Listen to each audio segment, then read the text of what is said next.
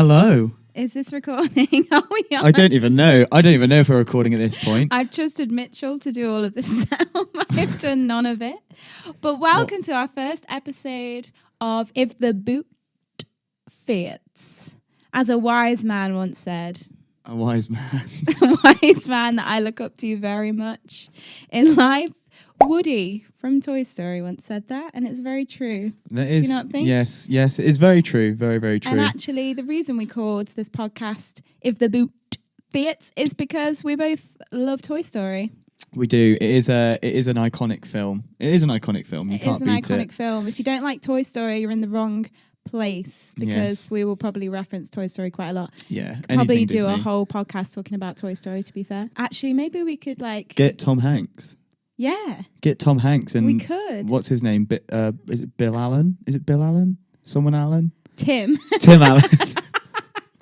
Such a true Toy Story Get fan. off the podcast. Well, I'm gone. See you later. Bill Allen. Bill Allen. I was going to say Buzz Allen, and then that's Tim Allen, actually. Tim Allen. Well, so anyway, that's how the podcast name was formed. Just for the love of Toy Story, for to be fair. The love of Toy Story, but it's also such a true quote. I feel like we do find ourselves saying it way too often, and then we actually it sparked in your brain, didn't it? Actually, to be fair, I will give you the credit for that. And it actually is the name of the podcast now, isn't it? Well, yeah. I was going to say it was going to be a segment on the podcast, and actually you said it should be the name. I think it's quite fitting. Yeah, I do as well. I mean, it's quite the boot. It is quite fitting.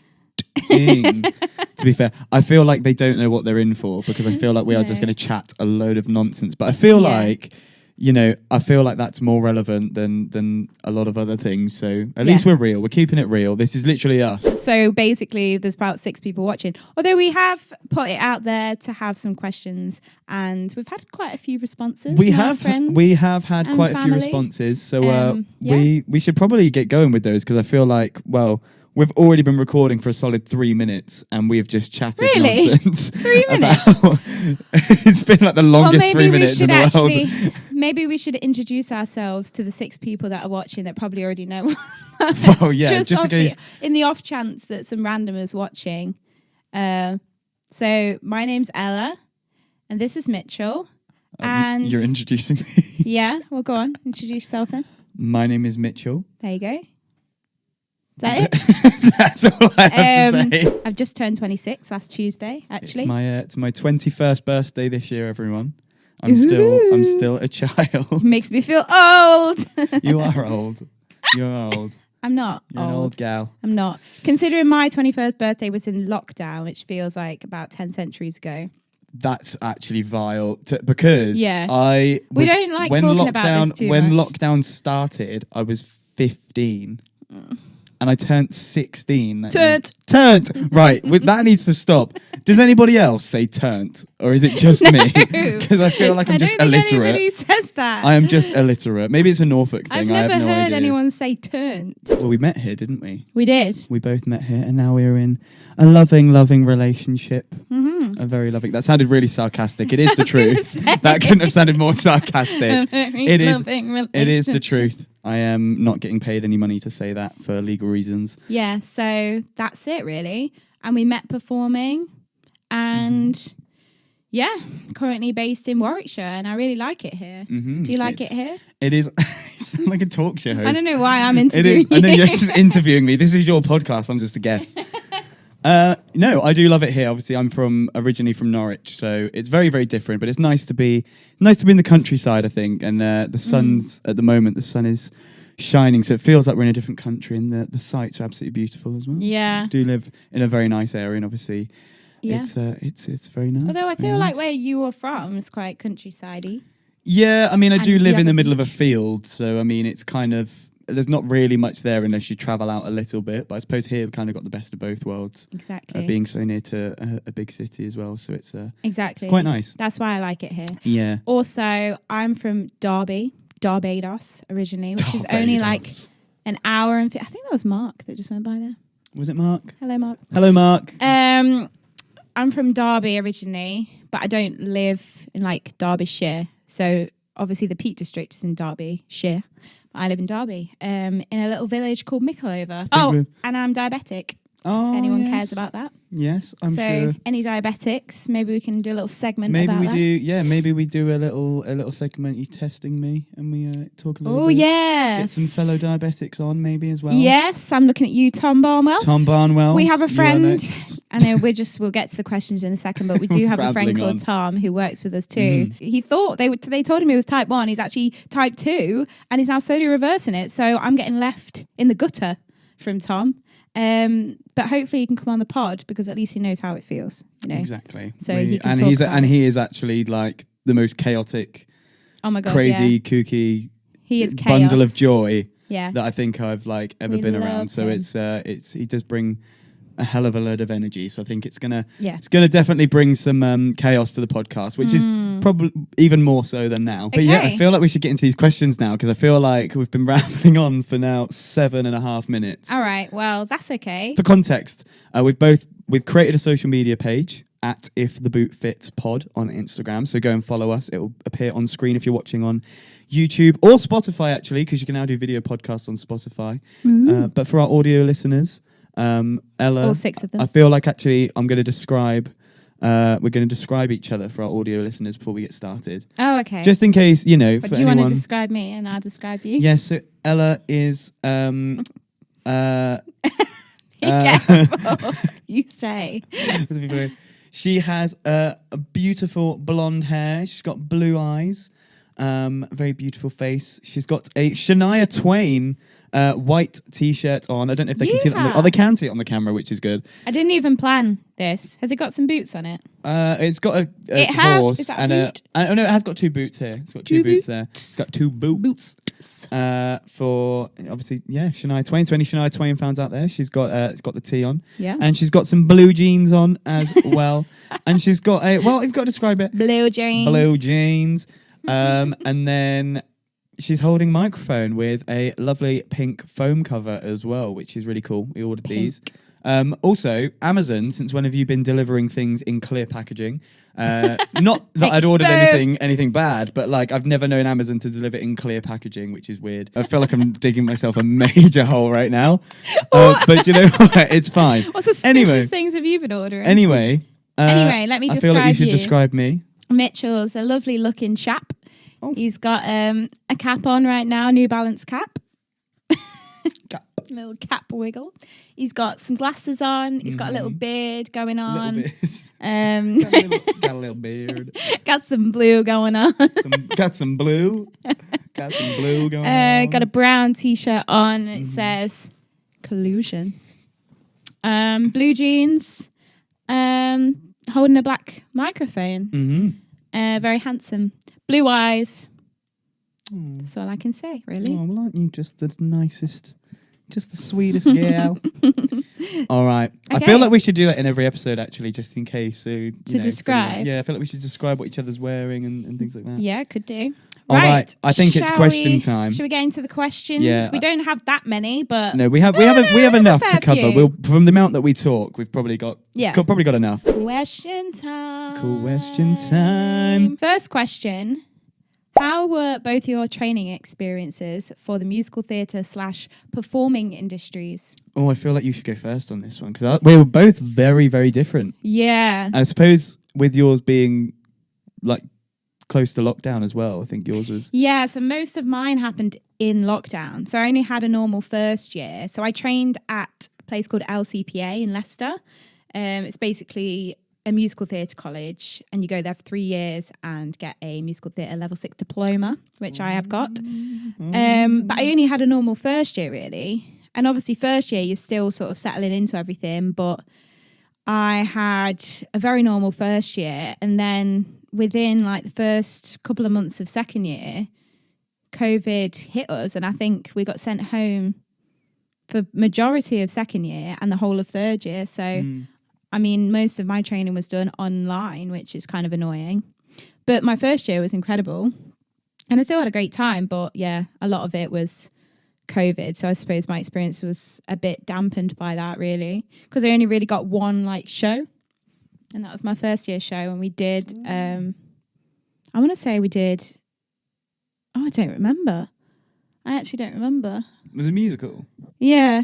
You did a musical Oh, wait, in your wait, first no, we year. did Was it Cabaret. Cabaret? Yeah, we did Cabaret. Really? Well, it wasn't our musical, it was the whole college. But what I'm saying Even is... that, I feel like that's quite We had rogue like the for- first years had like one song and dance, and then it was like the third year musical, you know.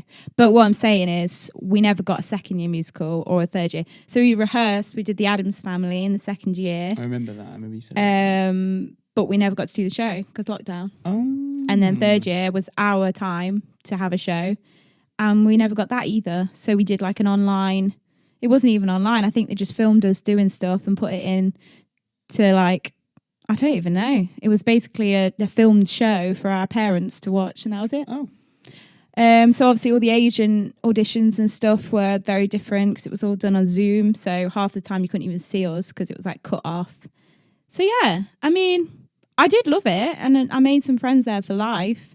But it's very tough. Like first year, oh my gosh, very, very hard. Like fitness wise and stamina, and like there was a lot of tears in first year. Mm-hmm. Yeah, I think tears. first year is always the one where it's like, Yeah, that's the one where I think you kind of find out if it's for you. exactly. But Not I'm even not necessarily quitter. performing, but I mean like even just drama school as a whole. I feel like, I mean every drama school is very, very different. Yeah.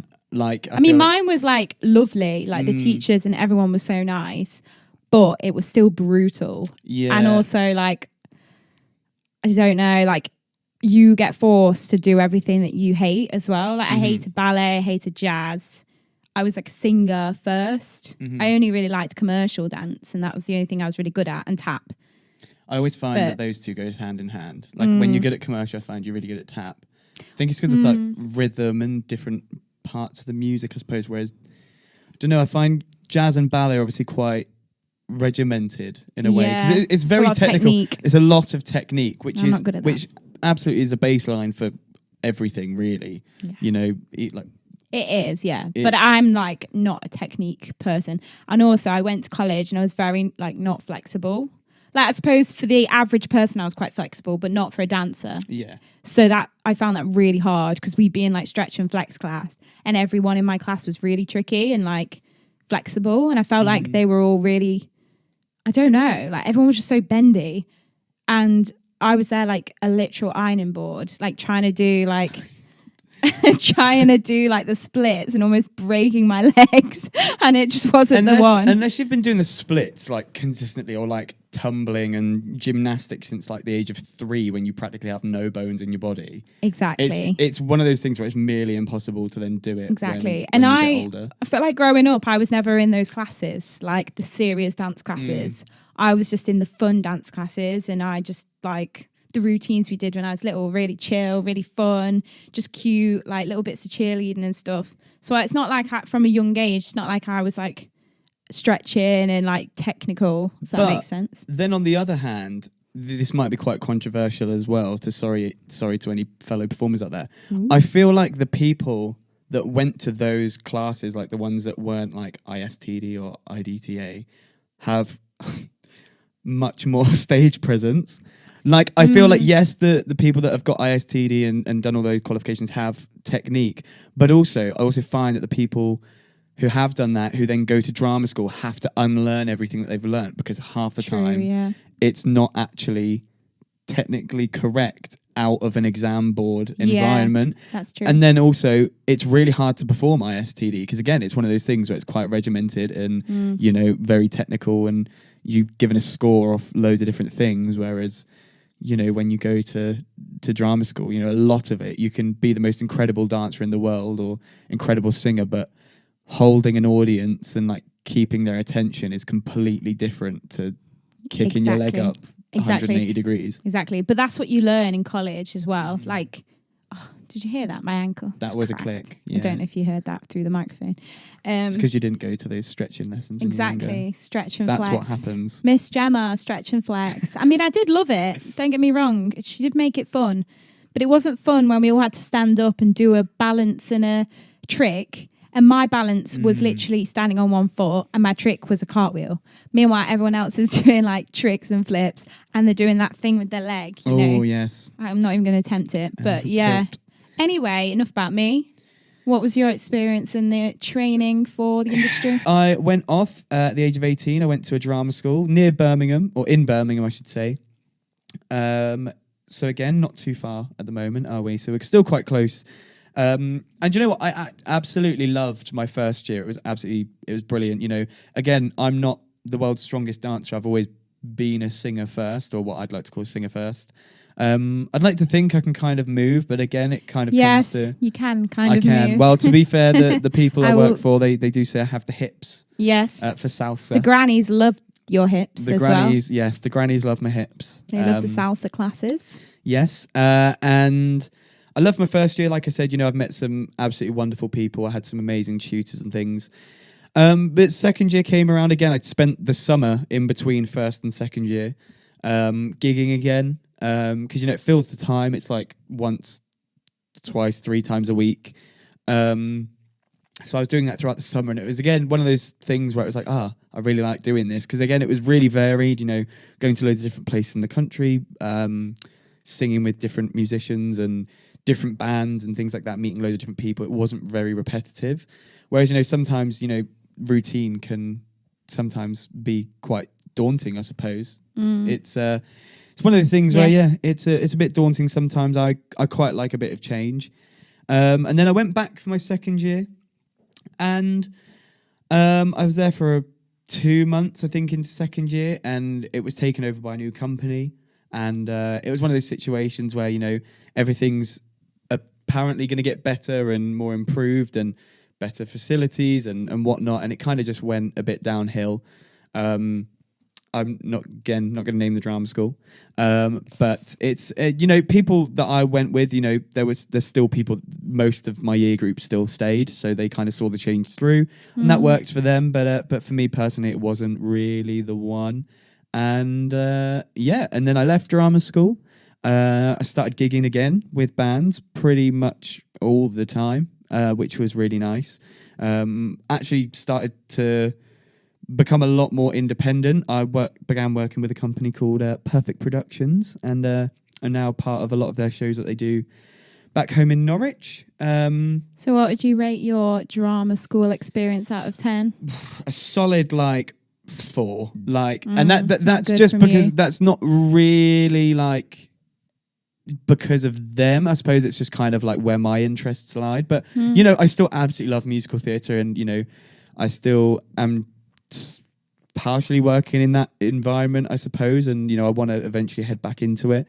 But at the moment, I'm loving the singing life, and again, like I said, I'm doing more theatrical shows outside of work. We've literally been answering this one question for about 25 minutes. 27 minutes. Well, yeah, about 25 minutes. I think we've gone off on a bit of a tangent there. Well, no, kind of. I feel like we need to get back on track. I feel like that's kind of both questions answered. We need to get back on track. Yeah. Right, so the original question was, how were both your training experiences? Which was pretty, you know. So I would give my training experience a 7 out of 10. Yeah. Purely because of COVID. Mm-hmm.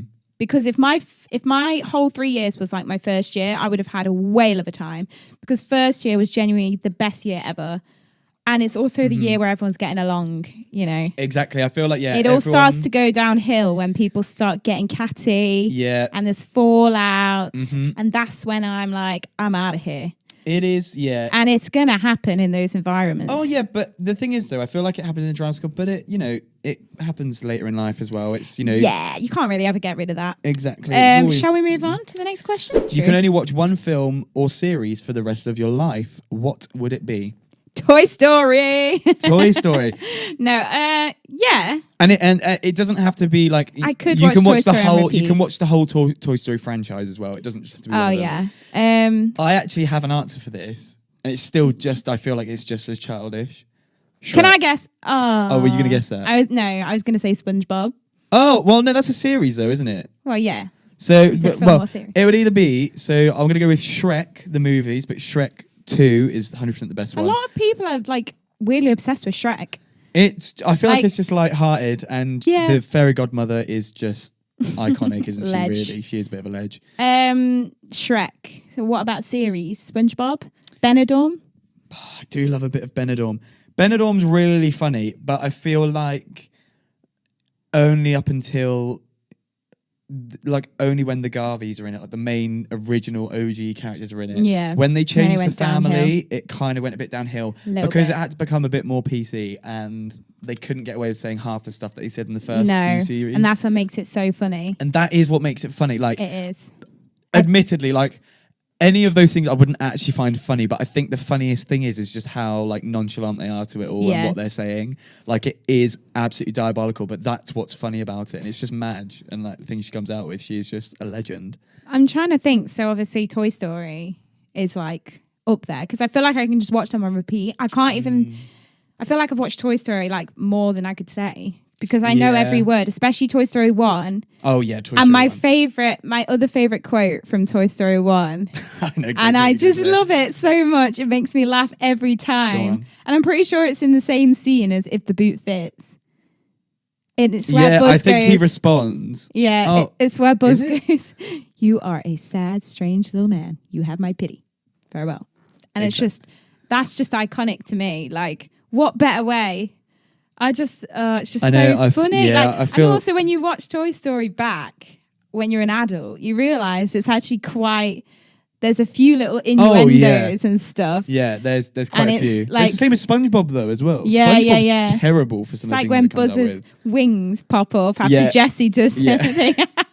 That bit It's cracks me but up. that's what's funny about it now. It is I just love it. there are just some absolutely diabolical moments in Yeah. child films. I don't know if I've got a series. But there's one in Shrek Is there? with Lord Farquaad. Really? Yeah, when he's watching, he's I think it's the first one, and he's in bed. I feel like I shouldn't even discuss this on there, but it's funny. Well, to our 6 viewers. Come on. Exactly. We're all friends He's here. in the bed and I think he's watching TV, and through the duvet cover you can see his you can see his What? Okay. Yeah. Fine. I feel I feel like unless I definitely haven't been gaslit because I've watched the film back and you It's actually like the notice Mandela it. effect. Yeah, you and know, it it is- actually never happened. But it is actually there. I mean, classic for me is Gossip Girl. I just love still not Gossip seen Girl, and I just think I could watch that on repeat because it's quite long as well, and a lot of drama happens. Anything like chick flicky, I love. You know, Pretty Little Lies is Pretty a good Little one. Liars. I do like that. I have watched that religiously. What is your favourite show you have ever performed / what would be your dream show? My dream show is probably Waitress because I'm obsessed with Waitress and I literally would love to be in that. Like, and I could want to so see you play in that. Dawn. I want to play Dawn because she speaks like this. Speaks like this. She I don't know why I'm speaks like Australian. Dawn's Australian now. She speaks like this. She speaks like this. Well, you're never ever getting rid of me. So yeah, Dawn in Waitress. And my favourite show I've ever performed. I don't know what my favourite show is that I've performed. Got to be Legends of the Folk. It has to be Legends of the Folk. It's definitely not Legends of the Folk. I don't know. You answer first and I'll think about it. Okay. It's not even a professional production that I did, but the quality of it. Oh, it was doesn't have to be professional. I'm thinking like 100%, Amjam.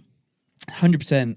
Priscilla? I mean, it's got to be Priscilla. Like, I had the most fun on that show. Like, I met like the most incredible people. It was always a laugh. Like, there was never a dull moment. And you know, like it was.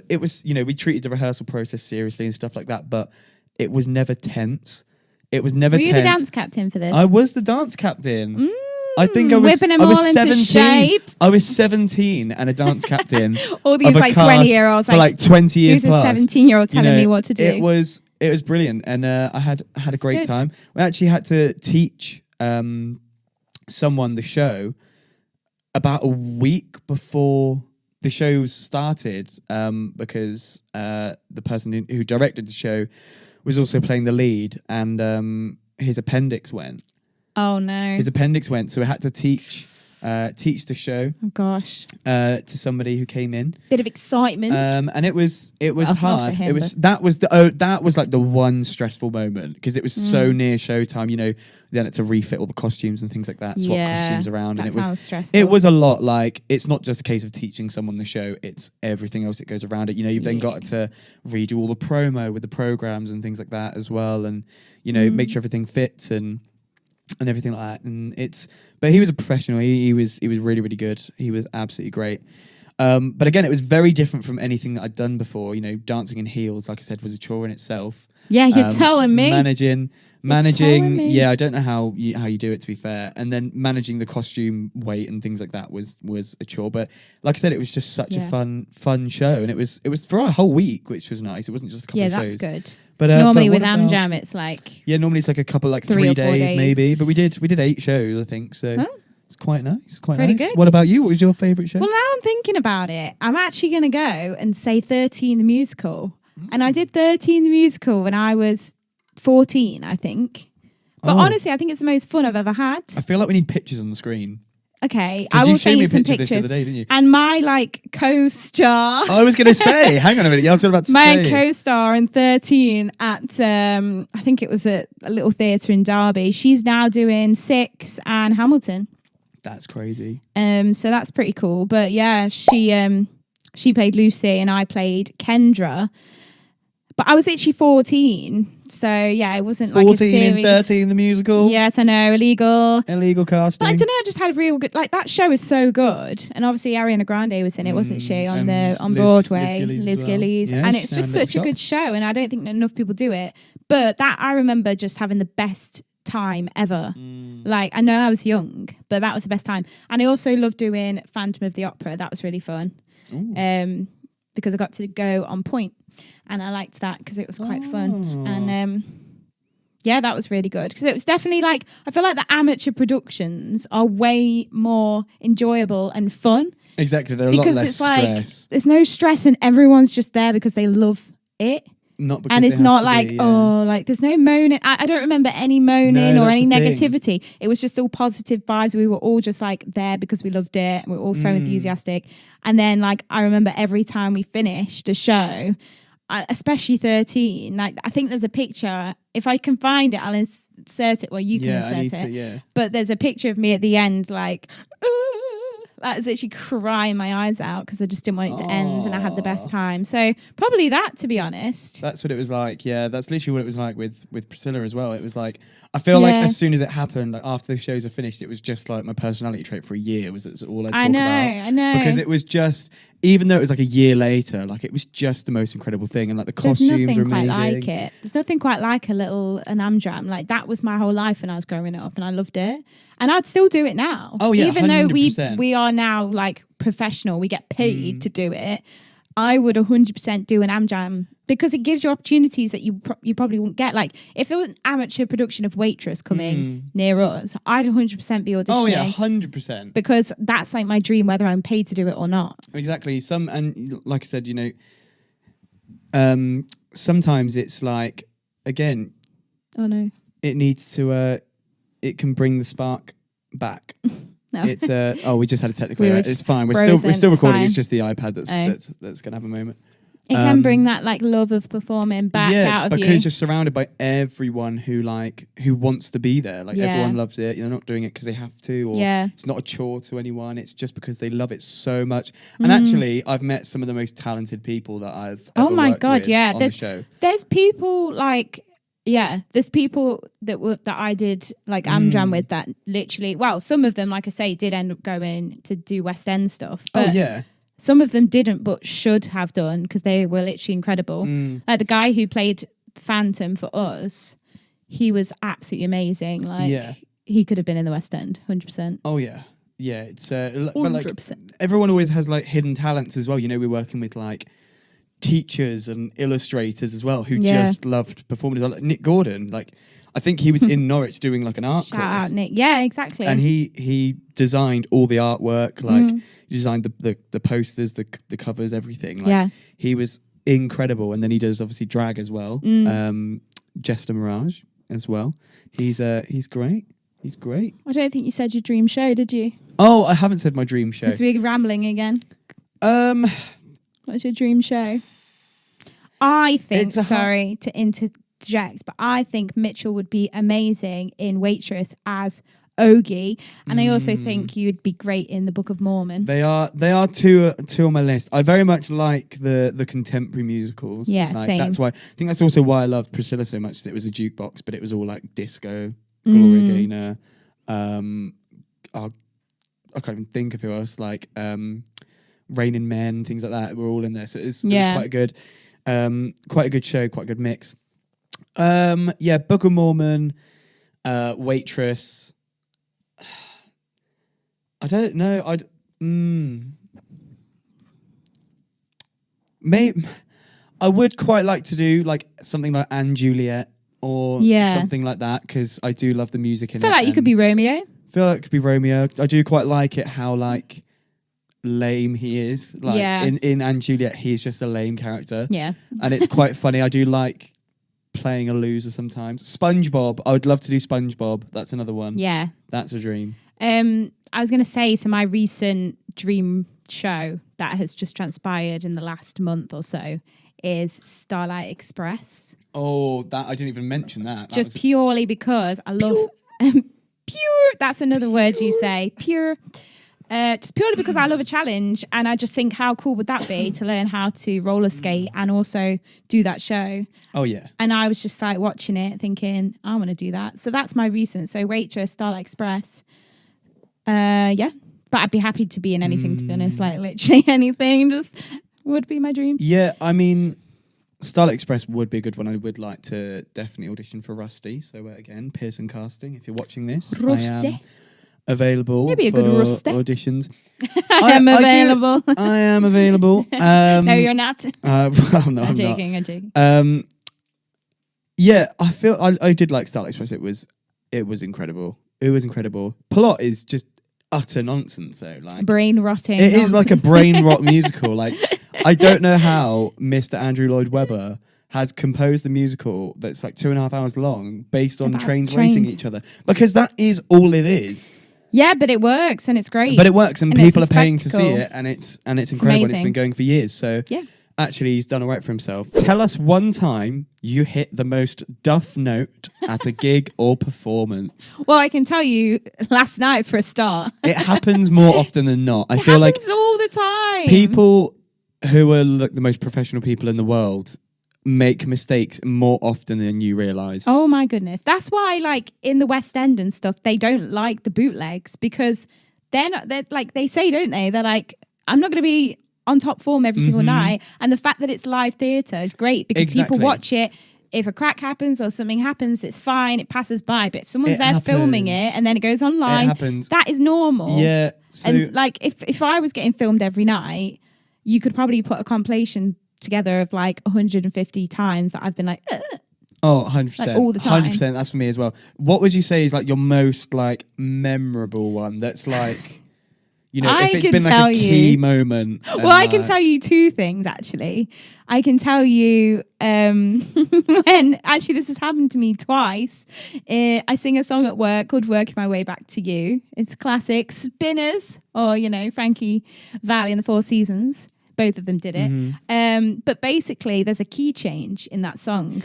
Oh, and I started the key change completely early, because sometimes I do this thing where I've skipped ahead. I will zone out on stage and I've skipped ahead to the end of the songs. So I'm like, I've been working my way back. Like, and it's an instrumental. I've opted up. It's an instrumental. Not only is it an instrumental, but it's also obviously not the right key.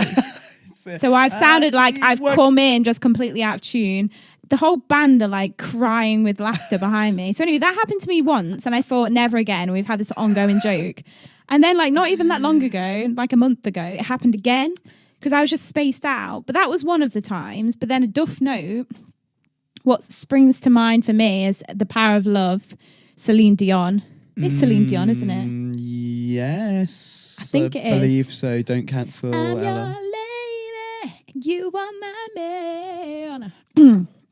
Sorry, that was awful. I'm going to double check this, but you carry on the story. I'm pretty sure it's Celine Dion. Anyway, of course, like, what more can I say on that? Except I literally went, because I'm your lady.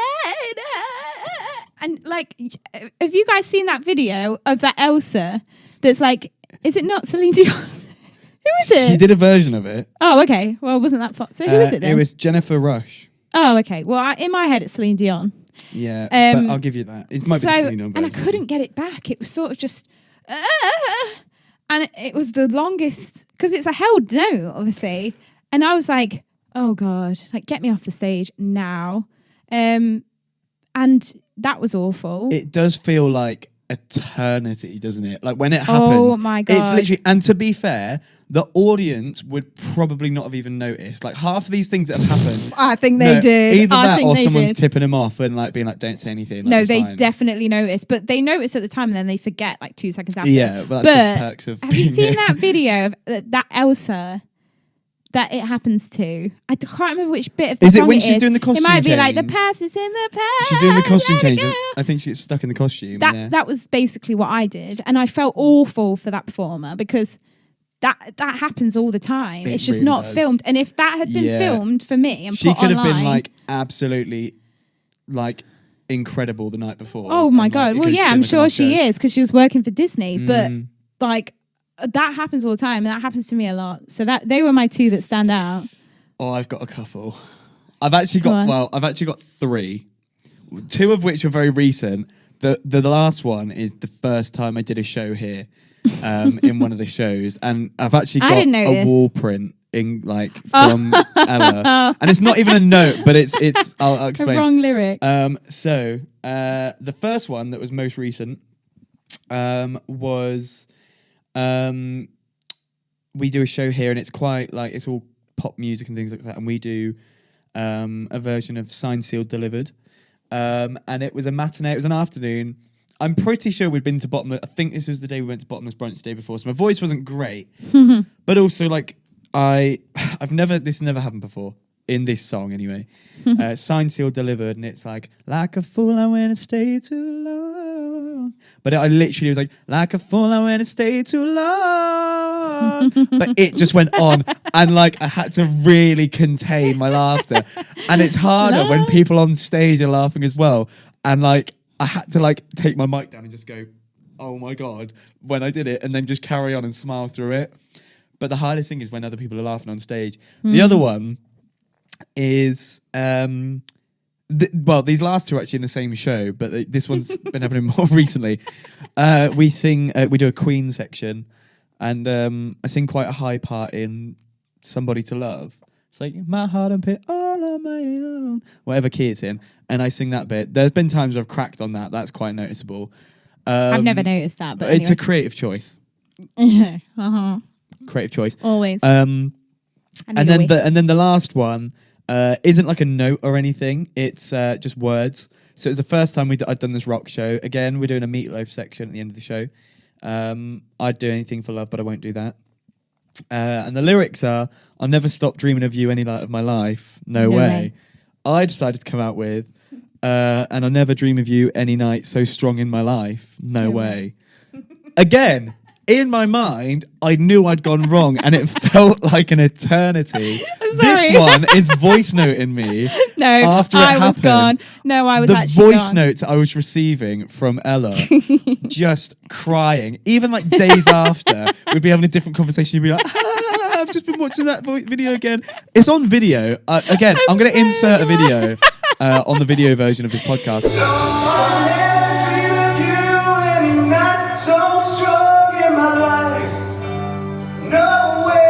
But in the moment, it felt so much longer and so much worse. But actually watching it back, at least I didn't stop singing.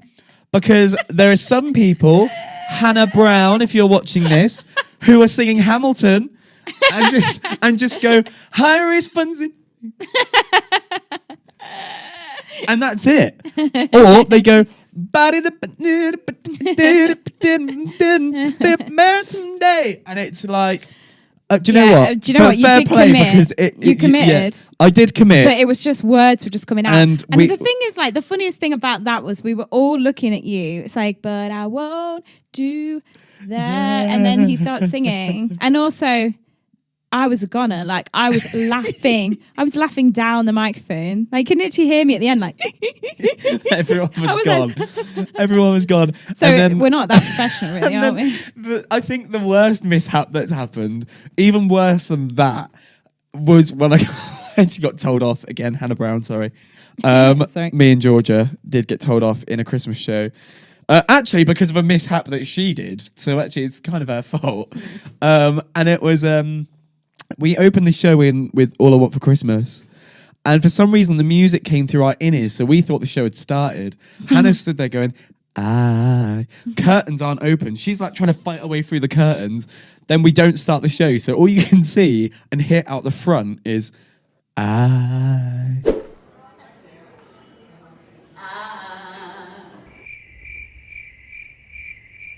Like the ghost of It's like the ghost Christmas of past. the ghost of Christmas. And then we're giggling at that throughout the first opening number. Second number, I'm fine. I'm singing Jingle Bells with Hannah and Georgia. Absolutely fine. I come face to face with Georgia like this to sing, and may all your Christmas. Her shoulders are like this, trying not to laugh, trying to keep it in. I'm having to sing this part of this song, and she's a goner. I'm a goner. I'm laughing into the microphone. I was watching this show, actually. It's the one Christmas show I decided to watch. It was and bad. I think was like, that's on what video as is well. going on? That's I got think to be on video. It is, because I Hannah's set got up a the video of iPad. that. Right, It I is. must find that video. Anyway, that's pretty much all we've got time for. But like we said, we are going to get a few guests on maybe as well. Have a little segment where we talk to some people, some close friends in the industry and out. Yeah. But apart from that, I think that's everything. And go and follow us on Instagram as well at ifthebootfitspod. But And, you know, always remember, if the boot fits, wear it. wear it. Yeah. I think that's a good point to finish on, isn't it? Yeah, exactly. All right. Well, Okay. we will see you later on. Thank you very much for listening. Bye. Bye.